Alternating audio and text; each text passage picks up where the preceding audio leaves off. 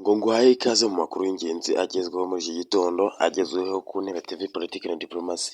Niba ari ubwa mbere ugeze kuri uyu muyoboro, kanda subscribe, ufungure inzogera kugira ngo ibiganiro n'amakuru tubahereza bijye bibageraho 5/5. Ariko nawe wamaze kubikora uri uw'agaciro ndetse uri n'uw'amahirwe, reka turebere hamwe politiki na diplomasi, cyangwa se turebere hamwe by'umwihariko twibande ku mirongo y'urugamba itukura muri Repubulika Iharanira Demokarasi ya Congo.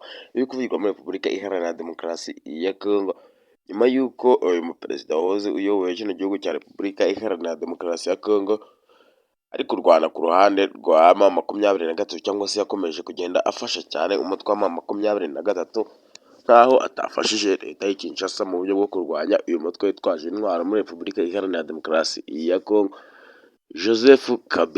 Joseph Kabila akomeje kugaragaza ko ari ku ruhande rwa M23 ndetse ko azafasha uyu mutwe kugeza utsinze leta y'i Kinshasa, ariko ntabwo bishobora gukunda kuko ntabwo bishobora kugaragara M23 iri joro cyangwa se iki gitondo igaragaye iri gukomanga bikomeye cyane, by'umwihariko mu duce twa Uvira ndetse na Kamanyola. Ntabwo byaje koroha bitewe n'uko izi nyeshyamba za M23 zakubiseho zirataruka ndetse ko zasanze ari urutare bikomeye cyane. M23 si aho gusa ndetse Kamanyola ho byari ibindi, dore ko bombe n'amasasu bikomeje kugenda bivugwa yuko M23 ikomeje kugenda ibirya ku bwinshi, kuko leta y'i Kinshasa ikomeje kugenda irekura urufaya rw'amasasu mu duce tumwe na tumwe tugiye dutandukanye.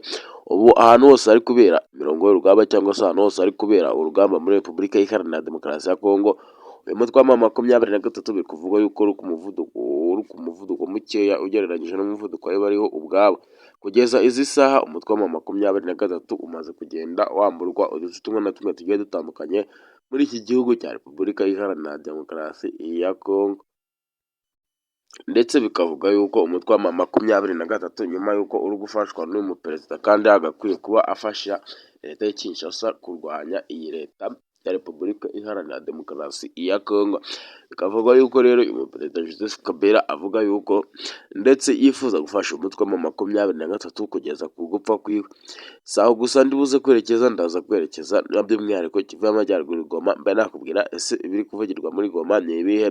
Nyuma y'uko leta y'i Kinshasa yagaragaje ko ikeneye uyu mujyi by'umwihariko Kivu y'Amajyaruguru, Goma. Kivu y'Amajyaruguru, Goma imaze amezi agera kuri 3 ndetse n'igice yigarurijwe n'izi nyeshyamba za M23. Biri kuvuga yuko inyeshyamba za M23 zamaze gusahura ibyo zikora muri Repubulika Iharanira Demokarasi ya Congo, ndetse abangaba batiyita ko ari abasahuzi muri iki gihugu cya Repubulika Iharanira Demokarasi ya Congo, ndetse bakavuga ko ari abaturage ba Repubulika Iharanira Demokarasi ya Congo. Babwiye Perezida Antoine Felix Tshisekedi Tshilombo uyoboye kino gihugu cya Repubulika Iharanira Demokarasi ya Congo, bamubwira ko bakeneye nabo kuba abaturage nk'abandi, ndetse iyi leta y'i Kinshasa bakaba bayicamo leta ebyiri, nabo bakagira leta yabo, Kinshasa nabo bakagira leta yabo. Bisa nkaho byatangiye gushyirwa mu bikorwa n'inyeshyamba za M23, dore ko uduce tumwe zamaze kwigaruriza, zamaze kugenda zishyiramo ibikorwa remezo, zikagarura amashuri ndetse n'ibindi bigiye bitandukanye muri iki gihugu cya Repubulika Iharanira Demokarasi ya Congo. Bikavugwa yuko uyu mutwe wa M23 nyuma y'uko wari waramaze gushyiraho banki by'umwihariko Kivu y'Amajyaruguru, Goma imeze neza nk'iri Kinshasa, ndetse bikavuga yuko uyu mutwe wa M23 uri gufashwa cyane n'izi banki wamaze kuba washinga, ndetse bikavugwa yuko uyu mutwe wa M23 utazigera usubiza abana baturage amafaranga baba bari kubika muri banki muri Repubulika Iharanira Demokarasi ya Congo. Leta y'i Kinshasa yagaragaye iburira abana baturage bo muri Repubulika Iharanira Demokarasi ya Congo, babwirwa yuko rwose batagomba kubitsa muri izi banki zashinzwe n'inyeshyamba za M23, kuko isaha n'isaha zakirukanwa muri Repubulika Iharanira Demokarasi ya Congo. Dore ko abasirikari ba FARDC cyangwa se barwana ku ruhande rwa leta y'i Kinshasa bakomeje kugaragaza uburyo bakeneye by'umwihariko Kivu y'Amajyaruguru, Goma, mu buryo bwo kugira ngo bazinjire mu Rwanda barasa. Ni amagambo yatangaje na Antoine Felix Tshisekedi Tshilombo, ndetse Repubulika Iharanira Demokarasi ya Congo yagaragaye iri gukomanga mu Rwanda bikomeye cyane. Abasirikare batari bakeya bakomeje kugenda bagaragaza ko bashaka kwinjira mu gihugu cy'u Rwanda, ndetse bakinjiramo barasa, bakabona umujyi wa Kigali rwose urimo kubitwamo amasasu akomeye cyane.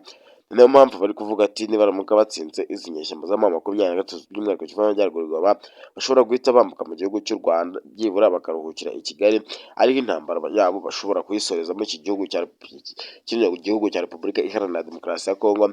Imisasu cyangwa se imirwano ishobora kuyisoreza mu gihugu cy'u Rwanda nyuma y'uko cyaba kimaze kugenda gisurira cyane uyu mutwe wa M23.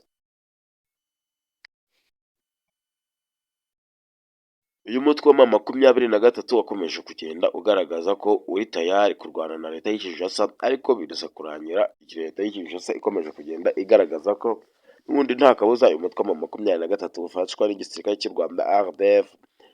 Perezida Antoine Felix Tshisekedi Tshilombo yakomeje kugenda agaragariza isi yose ko igihugu cya Repubulika Iharanira Demokarasi ya Kongo umutekano mukeya urimo, ndetse igihugu kibigiramo intandaro ari igihugu cy'u Rwanda, dore ko bashinja ko cyohereje ingabo zigera kuri 30 muri Repubulika ingabo zigera ku bihumbi 30 zoherejwe muri Repubulika Iharanira Demokarasi ya Kongo kurwana ku ruhande rwa M23.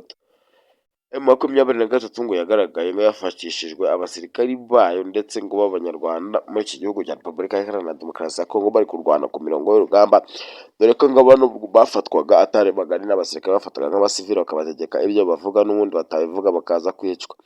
Nimba ari ubwa mbere ugeze kuri None TV ndakubutsa ukanda subscribe ugafungura inzogera kugira ngo ibiganiro n'amakuru tubahereza bijye bibageraho 5 kuri 5.